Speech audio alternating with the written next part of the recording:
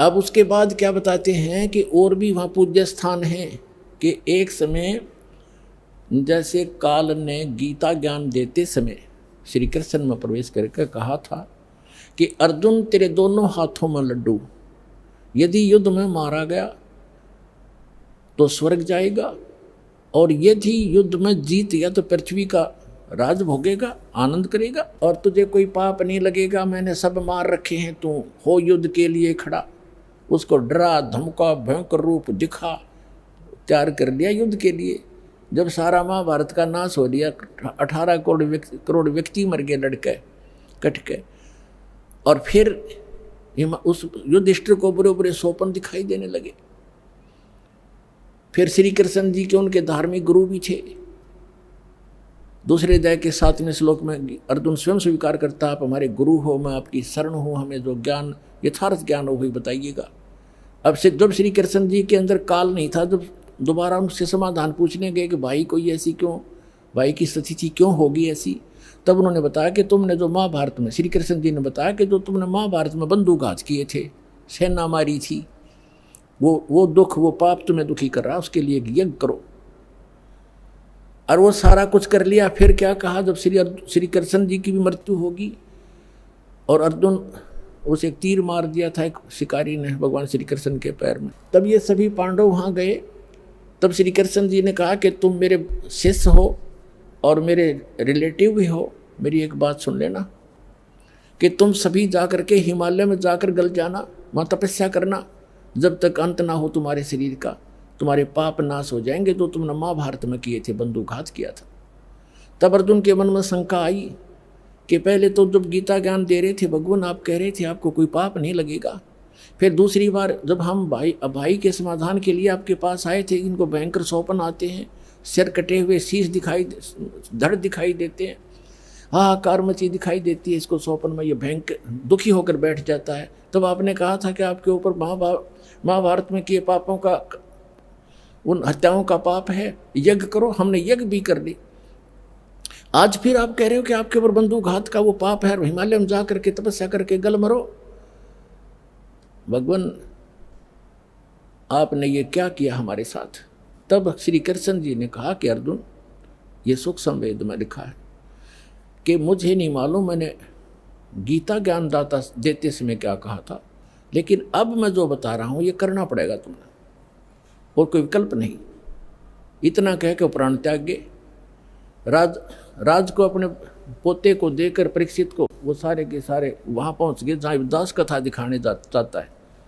अब वहाँ कहते हैं, परमात्मा कहते हैं सूक्ष्म वेद में कि 5 पांडव गड़े हिमालय और 18 सोनी खा गया काल। 18 सोनी को खा गया काल। अरे 5 पांडव गड़े हिमालय, वहाँ जाके गड़ में रेवत है, और उन खा गया काल, पाप इनके सिर पर धर दिया, और देखा कि जाके फिर इनका और नाश करवा दिया। वो क्या करवाया, अब पढ़ के सुनाता हूँ। ये हम पढ़ रहे हैं हिमालय तीर्थ पुस्तक, इसके 18 पृष्ठ पे। ये हिमालय तीर्थ पुस्तक, इसके 18 पृष्ठ पे हम पढ़ रहे हैं। आगे क्या किया थोड़ा मौखिक बता देता हूँ, पहले मौखिक बताता हूँ। आगे ये क्या है, ये प्रकरण पहले मौखिक सुनाऊंगा, आसानी से समझ में आएगा जो पढ़ा जाएगा। इसमें क्या कहा है कि एक समय जब ये 5 पांडव और द्रौपदी सहित वहाँ और कुंती सहित हिमालय में तपस्या कर रहे थे, तो क्या किया कि ये भगवान शिव आगे एक भैंस, दूध वाली भैंस का रूप बना के, और भीम ने देखा क्या अच्छी मोटी लेवटी वाली भैंस है और दूध वाली होगी, इसने पकड़ लिया हूँ, दूध दाद पी लिया करेंगे। वो उसकी तरफ भागा तो वो काल समा गया पृथ्वी में। समाते समाते उसका बैक पोर्शन रह गया, पिछला हिस्सा। कहते बली महाबली भीम ने पकड़ लिया नो चक्कस जबरदस्त, और गाड़ दिए पंजे। बोला वही रुक गया वो, फिर वो पत्थर का बन गया। आकाशवाणी हुई कि इसकी पूजा किया करो। बता, भैंस के टट्टी पेशाब के पोर्शन की पूजा ला दिए फिर वह तरह के जो। अब दिखाता हूँ आपको, ये देखिएगा, ये हिमालय तीर्थ पुस्तक हम पढ़ रहे हैं, और यहाँ हम 18 पृष्ठ 19 पृष्ठ पर आ गए। अब इसके हिमालय तीर्थ और 19 पृष्ठ पे हम यहाँ पढ़ते पढ़ते आ चुके थे। नर और नारायण ऋषि, यहाँ क्या लिखा है, इस ज्योतिर्लिंग के दर्शन पूजन तथा यहाँ स्नान दान करने से भक्तों के लौकिक फलों की प्राप्ति होती है। लौकिक फलों की प्राप्ति के साथ साथ जो अचल शिव भक्ति और साथ ही मोक्ष की प्राप्ति भी सहज हो जाती है। जैसे आई भोगी 20,000 लगभग 15,000 20,000 जैसे टीवी पर आ रहा था, वह व्यक्ति वहाँ केदारनाथ मंदिर के आसपास मर गए, उसके हजारों तो उसके मंदिर के अंदर ही मर गए और उसके परिसर में मंदिर का पता नहीं। एक वो शिवलिंग खड़ा है नो, बस उसको छू कर पानी उतर गया। अच्छा, शिवलिंग तो बच गया, बाकी सारे मर गए जो पुजारी थे। तो क्या कहते हैं कि वहाँ जाने वालों को मोक्ष भी सहज में प्राप्त हो जाता है और लौकिक सुख भी होते हैं। फिर गीता के ज्ञान देने की क्या आवश्यकता थी, गीता पढ़ने की क्या आवश्यकता थी, फिर वेदों की क्या आवश्यकता थी। अगर वहाँ ऐसे जाने से मोक्ष हो जाता है तो बहुत आसान। नहीं तो ये भ्रमित ये फैलाया हुआ जाल है काल का। इसने पहले कहा था कि ऐसे भरमा दूंगा देवल देव और पाषाण पुजाऊं, या विद जीवों को भरमाऊं। जाओ जोग जीत संसारा जीव न माने, कहा तुम्हारा जीव तुम्हारा कहा न माने। और हमारी ओढ़ हो बात बखाने, हमारे संज्ञान के आधार से वो एडवोकेट बन जाएंगे, वकील बनेंगे मेरे, और तुम्हारे साथ विवाद किया करेंगे, तुम झूठ बोलते हो।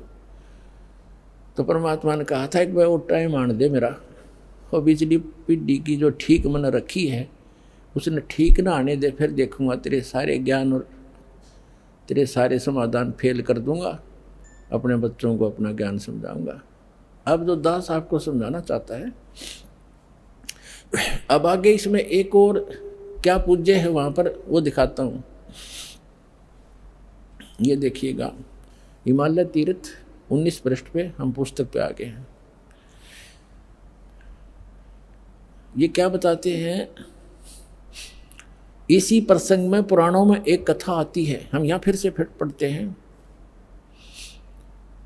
तत्पश्चात महाभारत काल में पांडवों द्वारा गोत्र हत्या अर्थात महाभारत युद्ध में अपने भाई बंधुओं आदि की हत्या के पाप से मुक्ति हेतु यहाँ पर देवादिदेव महादेव की आराधना की पांडवों द्वारा की गई। इसी प्रसंग में पुराणों में एक कथा आती है। भगवान वेदव्यास जी की आज्ञा से पांडव केदार क्षेत्र में आए।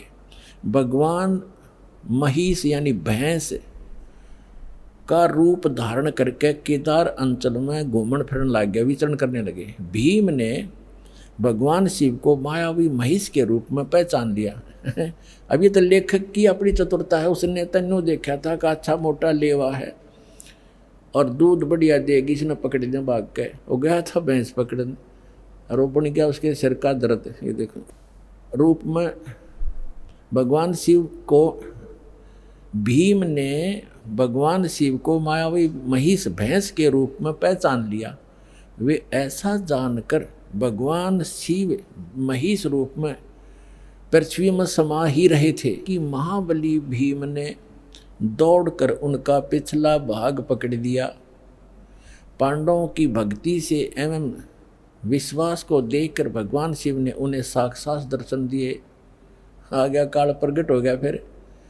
और गोत्र हत्या गुरु हत्या पाप के फलस्वरूप प्रायश्चित के रूप में भीम द्वारा पकड़े गए पृष्ठभाग की पूजा अर्चना का आदेश देकर वहाँ से अंतर्ध्यान हो गए।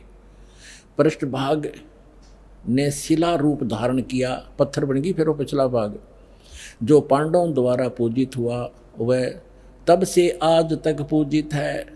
पुण्यात्मा देखो, अब ये है वो एक केदारोन्मत यो भी है जो भैंस की पिछला टिट्टी पेशाब का पोर्शन बाकी रह गया, वो पत्थर बन गया और काल आ गया शिव रूप धारण करके और कहा कि इसने पूजा करियो थारे सारे पाप कट जाएंगे। ये कट गए पाप, वहाँ हो गया नाश। ऐसा दुख हो रहा है दास को।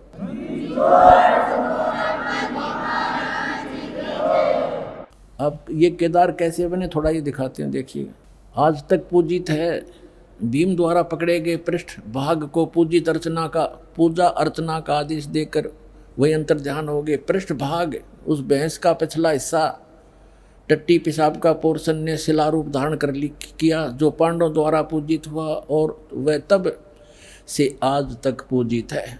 महिष का अगर भाग नेपाल में जाकर प्रकट हुआ, जो पशुपति नाम के नाथ के नाम से विख्यात हुआ। अब बताओ, अब नेपाल में भी ये कल कर गया काम, अगला हिस्सा मुँह वहाँ दिखा दिया, कहते वहाँ निकल कर प्रकट हो गया और वहाँ कह दिया भाई ऐसे पांडवों को मिलो। उन्होंने फिर बताया कि यहाँ ऐसे समाये थे और नेपाल में निकले वहाँ जाकर, वो शर वहाँ पत्थर हो गया।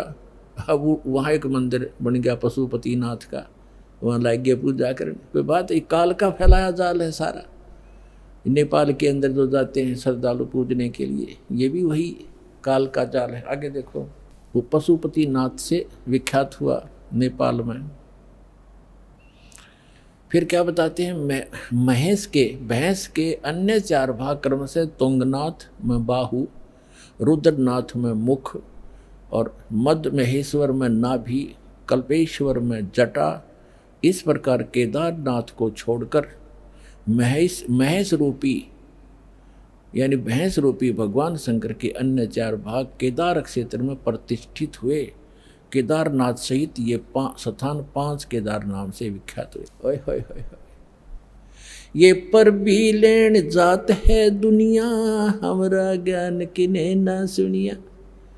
पुण्यात्माओं, इस काल के जाल को समझो और इस सतलोक आश्रम बरवाला में आओ और अपना कल्याण करवाओ। इस पृथ्वी पर यही एकमात्र स्थान है परमात्मा कबीर जी द्वारा चलाया हुआ यथार्थ ज्ञान अपने बच्चों के लिए। इसको पहचानो। और पुण्यात्माओं, उस परमात्मा ने आकर ये ज्ञान दिया था। 600 वर्ष पहले परमात्मा बताया करते थे और क्या कहा करते थे, धर्मदास ये जग बोराना, कोई न जाने पद निर्वाणा। ये पूरा विश्व भ्रमित है और किसी को भी मोक्ष मार्ग का ज्ञान नहीं। यही कारण मैं कथा पसारा, जग से कोई एक राम नियारा। यही कथा तुम जग जीव सुनावो, सब जीवों का भरम नसाओ। अब मैं तुमसे कहूँ चिताई, तेरे देवन की उत्पत्ति भाई। ज्ञानी सुने सो हृदय लगाई, मूर्ख सुने तो गम नहीं पाई। परमात्मा कहता है कि मैं जो कथा तुम्हें सुना रहा हूं तो लिख रहा है, लिखते जाना, सुनते भी रहना। और इस कथा को तू आगे संसार में बताना और सब जीवों के भ्रम का नाश करना। तो पुण्यात्मा, सौभाग्य आपका, आप जी को परमात्मा का ये मार्ग उस समय में मिल रहा है जो परमात्मा ने ये प्रकट करना था। और धन है आपके माता पिता जिससे आपका जन्म हुआ। वो माता पिता आपको अपने बच्चों को यहाँ लेकर आते हैं, ये आपके सच्चे माता पिता हैं। और आज जो आप अपने बच्चों को, माता पिता को, भाई बहनों को कितना प्यार करते हो, तो ये प्यार तो आपका रह नहीं सकता यदि उस गलत साधना में लगे रहे। तो इस साधना से आप सत भक्ति करोगे और भले ही आप धीरे धीरे यहाँ से चलते जाओगे, शरीर छोड़ जाओगे, तो सतलोक में पहुँचोगे। वहाँ जाकर के जैसे परिवार आपका यहाँ बन गया, ऐसे धीरे धीरे ऐसे ही वहाँ बन जाएगा। और फिर वो इतने बच्चे प्यारे लगा करेंगे, इससे भी अच्छे लगेंगे। वहाँ इतना सुंदर शरीर होगा, अच्छा व्यवहार होगा, शिष्टाचार न्यारा है, वहाँ कोई किसी चीज़ का भाव नहीं। अब तो कितना ही प्यारा बेटा और बेटी हो, बेटी को तो पिता ब्याह के पढ़ाई करके छोड़ेगा क्योंकि यहाँ का नियम है, फिर अपनी कहाँ हुई। और बेटा कितना ही प्यारा है, जब वो युवा हो जाएगा उसको कहेगा बेटा अपना काम कर। जब वो काम नहीं करेगा तो दुश्मन दिखाई देगा, क्यों कर कभी ना खाता। तो प्यार भी रुड़ता फिर अपना। और 6 महीने बालक बीमार हो जा, 1 वर्ष बेटा बीमार हो जा, बेटी हो जा, माता पिता खुद कहने लग जाते हैं भगवान इसकी माटी संगवा ले, घना दुखी हो गया। दुखी तो वो खुद होते हैं पर कहना पड़ता है ना, यूँ घना दुखी हो रहा है। इसी प्रकार माता पिता 6 महीने दुखी हो जाए, दरंग मार जाए, टट्टी पेशाब दौड़ना पड़ जाए, तो माँ बेटा बेटी तो जल्दी पुत्र बधूर बेटा तो जल्दी हाथ खड़े कराया करें।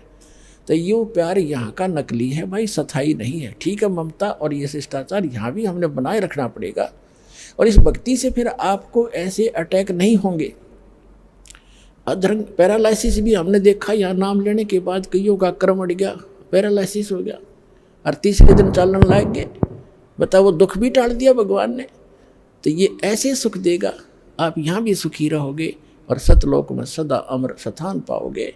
परमात्मा कहते हैं, गरीबदास जी ने कहा कि सतगुरु आए दया करी, ऐसे दीन दया दे, बंदी छोड़ वृत्तास का जठरग्नि प्रतिपाले। अमर करूं, खुद कहते हैं भगवान, अमर करूं सतलोक ले जाऊं, तात बंदी छोड़ कहाऊं।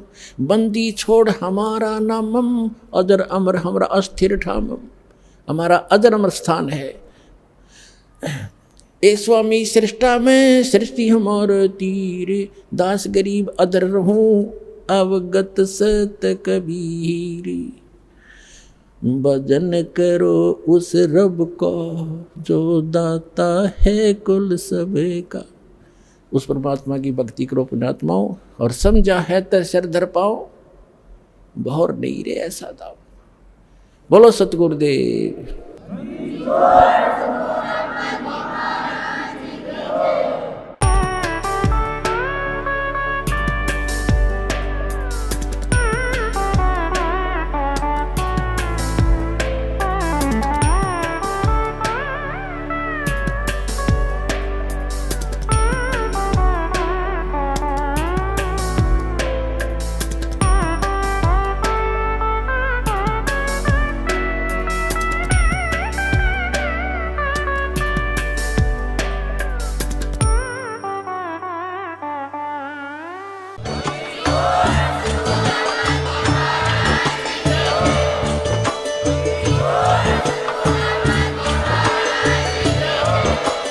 आप सुन रहे थे जगत गुरु तत्वदर्शी संत रामपाल जी महाराज जी के मंगल प्रवचन। अधिक जानकारी के लिए विजिट कीजिए हमारी वेबसाइट www.jagatgururampalji.org। संत रामपाल जी महाराज जी के शुभ आशीर्वाद से पूरे विश्व भर में 500 से भी ज्यादा नाम दीक्षा केंद्र हैं, जिन पर संत रामपाल जी महाराज जी द्वारा ऑनलाइन निशुल्क नाम दीक्षा दी जा रही है। अपने नजदीकी नाम दीक्षा केंद्र का पता करने के लिए संपर्क करें 8222880541।